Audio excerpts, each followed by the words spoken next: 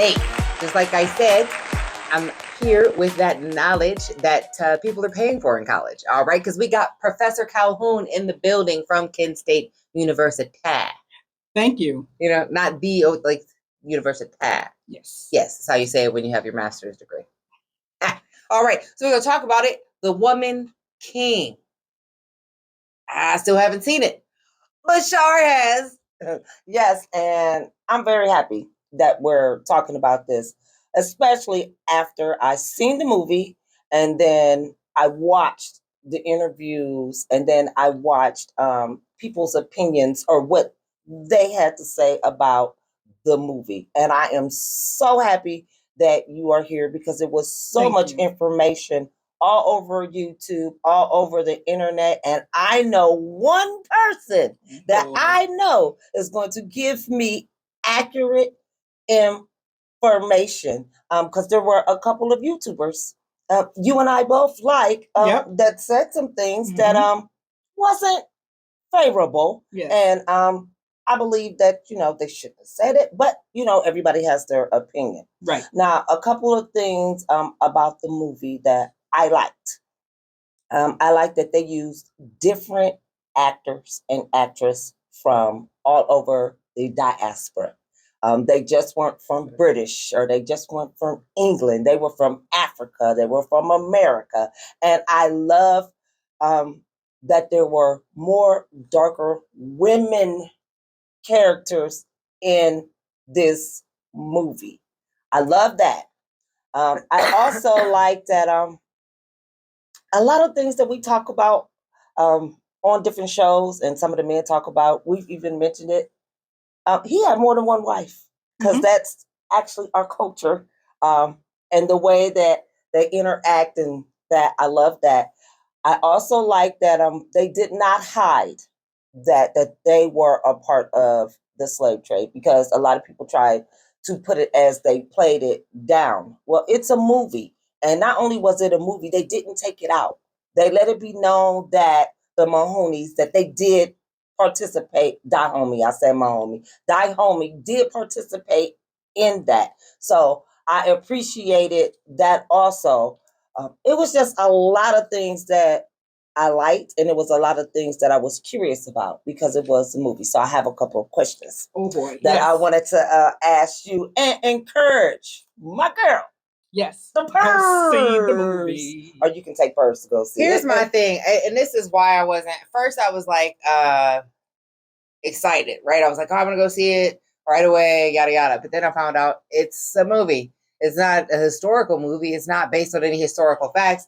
It was a story put together with some historical nods and references, but it's not meant to be actually historical facts. So I kind of, I'm not saying I'm not going to go see it, but it's just, it wasn't a windy day on that day. My sailboat was on the water. You will go see it. You will go. Yes, I will definitely. Yes, Listen. I will go see it just to support the cast and the crew and the people that put in the hard work to go do it. I'm definitely going to go see it and support that, but I just have not gone to see it yet. Okay. So, and don't bootleg it. I'm gonna put you on the blast if you do. Yeah. But definitely go see it. Yeah, go see it. But I'm gonna see it. But some of the questions it's gonna go that I have for you that that I was curious about what the Dahomey and is it Oya? The Oyo. The Oyo. Like, what type of tribes were they really? Were they really fighting? Were they sistering? Were they trying to? Were both of them selling slaves? I mean, I was curious about all of that. Can we get a little bit more in-depth detail when it comes to that? Sure, and I'll say what I liked about the film, because I think for any of it, and we have to always have a grain of salt when we think of Hollywood or Nollywood or Bollywood or the hood or however way we say it, because it's a money-making enterprise. And it's all over the globe. And this has went global, just like Nollywood for Nigeria or Bollywood for India.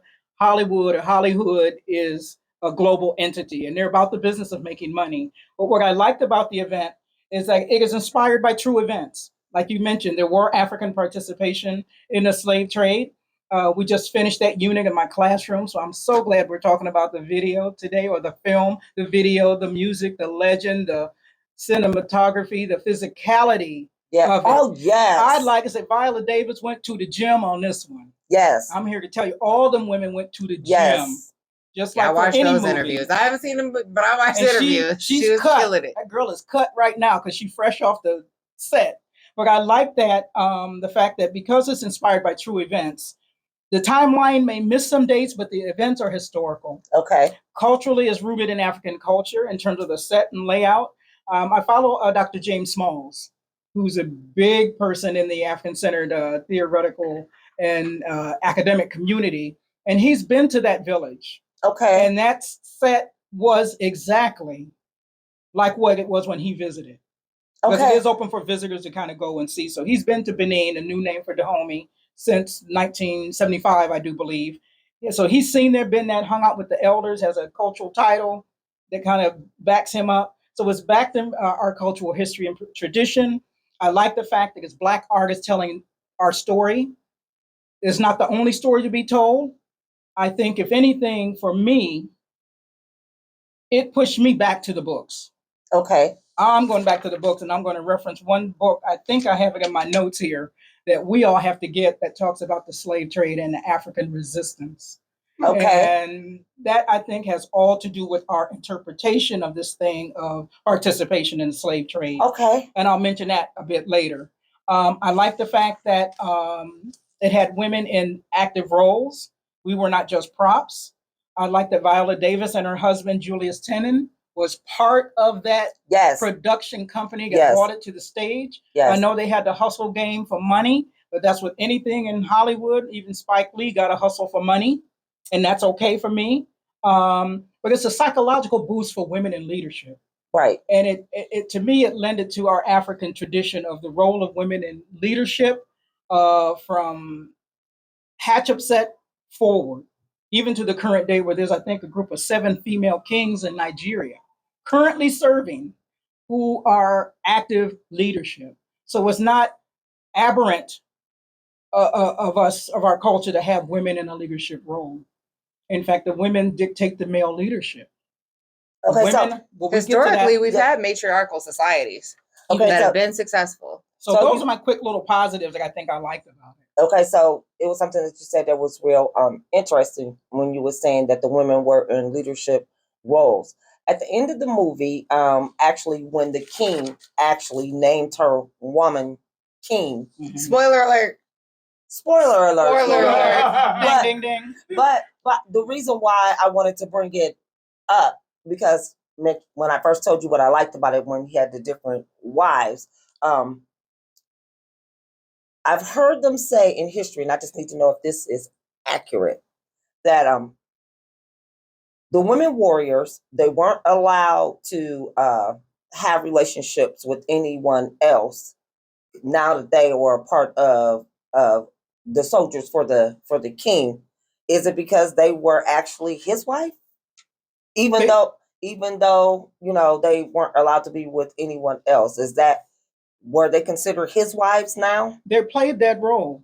And when you think about the question of leadership, that's one of the things I think they reinforced, that when you are part of this army, this part of this female, the Agoji, the folks who are going to defend this kingdom, you married to the process. Okay. See, I thought they had all the Gaddafi type thing where he had all like the virgin. But even, I mean, not so much a harem or concubines. I think that's the wrong direction. Well, no, I wouldn't. No, his army was, he had, you know what I'm talking about? Yeah, then he had the virgin army, but they weren't like nobody, they had to be virgins before they could be in this army, and they could not have relations with any man in order to, you know, stay in. It was once they came into the compound, you married to this. Right. You may have been married before because remember one character, spoiler alert, she was attempting to be passed off because her father thought she was hard-headed. Right. But he said, no, you need to here, do something with her. And they said, okay, we got a job for her to do. So when she accepted that responsibility and came into that context, she was married to the process. And there's such a thing, I think, as a what do I want, a ceremonial. Now, obviously, I think because you're part of a kingdom, if that day come to what we want you in the bed tonight, that may have happened, and I'm sure that did, because we know Africa has that as part of its backstory. But the issue was being married to the process to me, and defending this kingdom against outside forces. That I think is just as important, if not more important. So that didn't bother me too much. That didn't bother me at all. The other thing that I was disappointed on is the male that they had, I guess, in with next to the king. It portrayed him as being homosexual, or that was the type of behavior also that went on in the kingdom. I kind of didn't understand it, nor did I like it, how it, portrayed who our people are and what we were learning. Because to me, even if it wasn't all facts, it's still history that I didn't get. It's opportunity for me to see some culture that I didn't get. So I was kind of disappointed in that. So was it behavior or like that, or is it a particular role? So those of us who's looking at it that way is not looking at it like, wow. You mean like, for instance, like in Roman history, it was very common for men to be openly sexual, right? Homosexual. I mean, they would take male lovers and be in bathhouses together. And it was a very commonplace to see two men together. So was that the case in Africa during that time? Was it commonplace for a king to have a homosexual servant? So that does exist in our culture, but it wasn't denigrated. It gets its denigration when Europeans come in and say, well, you're going that other place for having this two spirit. And it's not so much a dialectic or a binary male female. It's more wider than that. Okay. All right. So But I would want to go back and mention, because you mentioned the beef between the Oyo and the Dahomey. Yes. They're both part of the Yoruba culture. Okay. So and they had a split. Remember, Yoruba had one kingdom, but remember there were sons within, and they split off. I think 4 or 5 sons who went 4 or 5 different directions within the kingdom to set up their own spot. And you eventually have, I would say, contradiction that are not antagonistic. We might have differences over culturally how to practice and worship this deity versus that. So the difference is on styles and practice, not antagonistic confrontation. Okay. So they were one, they split, and because of either circumstance, whether it is environment, whether it is trying to make a living in terms of the environment, maybe become more arid, and one has to find another way of making a living, that there were differences in how one operates, political differences, cultural differences, that were the basis of the differences. Because if I remember from the film, the Oyo were the horsemen who had horse technology, yes, and used it as a way to dominate, because the Dahomey paid service to, that is tribute, I think that might be a better word, to the Oyo. Oh, they're coming for their tribute, we got to have it, because I think there's a scene where they have a whole setup of, this is what we're going to give you for this period of time, and they were looking at it kind of salty, was running through like the mafia, like, you want the protection. We've protected you before, you've given us stuff before, stuff that we don't maybe produce, because if you're horse culture, you're nomadic. Okay. And maybe you're not agriculturally based, because the Dahomey seemed to be agriculturally based. They had palm oil, they had goods, they had some manufacturing. So they had an actual village set up. So the if you're a village, you're sedentary. If you're horsemen, you're more nomadic. You might have a home base, but you're still nomadic. Mobile. Okay. Moving. Yeah. Okay. Moving on the sand, so to speak. So, and I think they just came to chafe at that relationship. Okay. Now, so give us some of the. Because somebody's gonna somebody not gonna understand. Well, how come we gotta keep giving them something? What are they gonna give us? And that's what some of the discussion. You can ride a horse. That's what some of the discussion was. How long we got to pay these chumps tribute? Because I think we're kind of tired of it. We're gonna beef them up. They come to expect a certain quantity, and when it's not at the quantity, they had some issue with the Dahomey over y'all short on your payment this month. And it wasn't monthly; it was a cyclical, regular kind of payment tribute process. Probably to go with like the harvest. Huh? Probably go with the harvest. Yeah, I mean, the harvest had all to do with what the tribute was going to be. Right. Because it might be goods, it might be agriculture, and certainly was palm oil, which was a commodity back at the time, as well as some of the artistic things that we know that Africans, it's full of our museums and libraries of what our artistic expertise was. Yeah. So give us some facts about the movie and give us some things that were fiction. Well, I think it was factual in the participation of the Dahomey in the slave trade. The Dahomey were part of the Ashanti, the Fanti, the Oyo, and I'm leaving one out. I want to say Fon, Fon, as groups who were coastal. And that's what pushing me back to the books helped me understand that the European intrusion into Africa in terms of the slave trade is at the coast. Okay.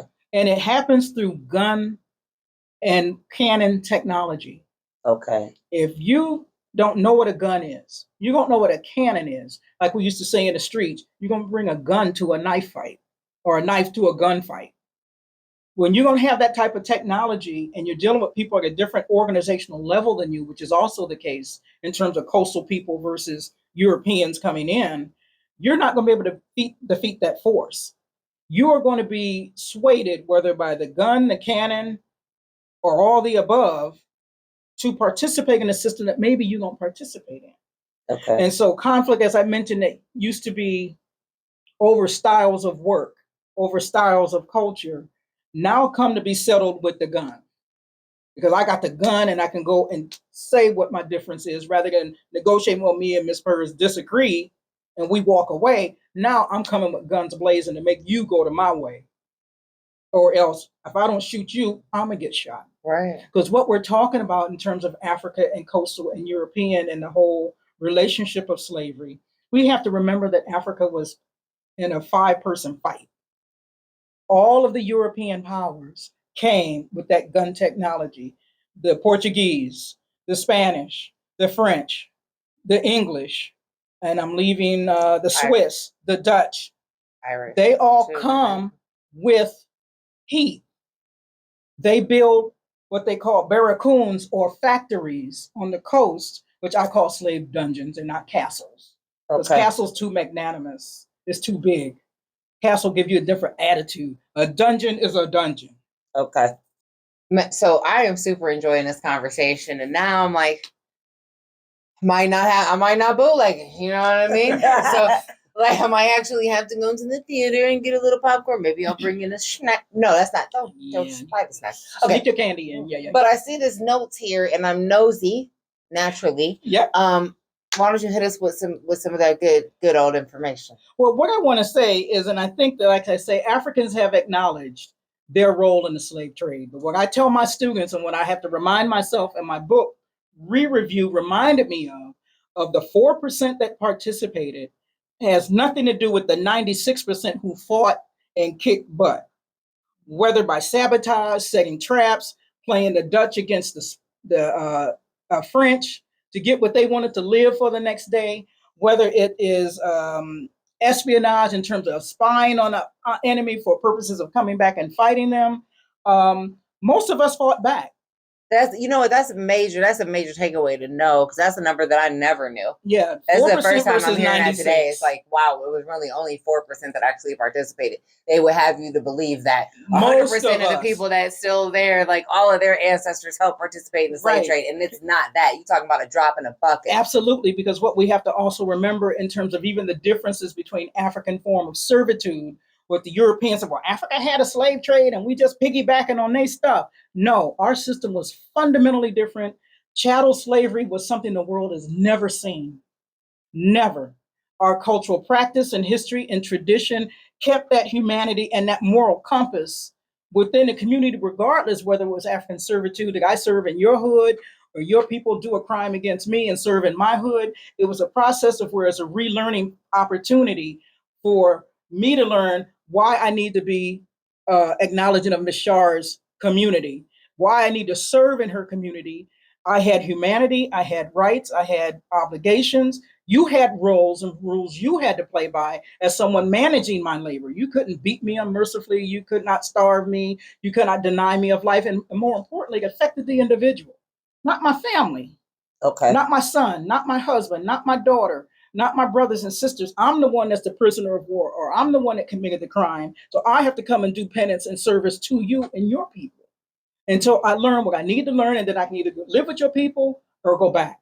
Chattel slavery, we know we didn't have that. It affected the entire community, and it was forever until you died. And it was not local, but rather we're going to ship you 6 weeks across the water to be somewhere else, divorced from your homeland forever. Most Africans that left the continent did not return. Very few examples. Senku is one that I think of off the top, that he was able to, and his men were able to, through a Supreme Court decision, go back to the Gambia. But by that time, civilization was destroyed. Communities were torn up. The landscape was totally different as a result of the destruction of the slave trade. And what I also learned, which made me, in terms of your acknowledgement of that 96 versus 4%, we got dope dealing going on in our community, right? We're not responsible for the few who want to cause dissension and confusion, because most of us do what we're supposed to do. We get up, we go to school, we mind our business, we go to work, we raise our kids, we go to religious worship the way we want to, 1 or 2 or 3 days a week, or 2 or 3 times a day, or whatever. Most of us are doing what we're supposed to do. It's that aberrant 10% that's doing the confusion, that folks get twisted. Oh, everybody must sell drugs in the community. No, we don't. Right. The same with the slave trade. So again, the books that are out there on resistance, and that 96% is who I'm interested in. I want to know what that 96% did and participated. The 4%, yeah, I know they've all built shrines. They have stuff on the coast, acknowledging their role and all of that. And that's good that they do that. But we can't denigrate the whole whole percentage of the African community for that. And because we were not orchestrating, we didn't build the boats, we didn't manage the system, we did not manage the money, we didn't transship and send folks to the sugar islands. That is anything from south of Florida all the way down to the north of South America, or sugar islands. We didn't orchestrate none of that. We were victims as a result of it. And like we've always said, the only difference between us in the 13 colonies and the boys and girls on the island is that the boat stopped there first before it ended up in the 13 colonies. So we can orchestrate none of that. So the few who participated, that 4%, acknowledge your crime, do the penance, make it better, push for education, but you can't denigrate the whole community for it. And it's likely that the 4% that did participate didn't think that they were participating in what it ended up being. That is the point. That they were putting them into slavery, into a situation that they were used to, and that's because right. Their conceptualization was it is temporary. And if we have time on another lecture, we can talk about chattel slavery versus African service. That we lay it out, because it wasn't the same. Europe did not piggyback on the African system. Had they, it would be temporal and of the same kind of ways that Africans had culturally as part of their history of service labor going on within their communities. Okay, so good. If you've seen The Woman King, or you have an opinion about it, or you have some knowledge that we didn't discuss, make sure you make a comment about it. Make sure you share this video, because there's a lot of videos going on and going around the YouTube, social media, whatever it is. And a lot of them are just giving their opinions, and they're talking about things that they think or that they heard or whatever the case may be. But we got a real college professor here that is giving us some good education. So listen, if you don't clicky that like and smash you the subscribe button, this knowledge might be off where your college degree is at. Go on.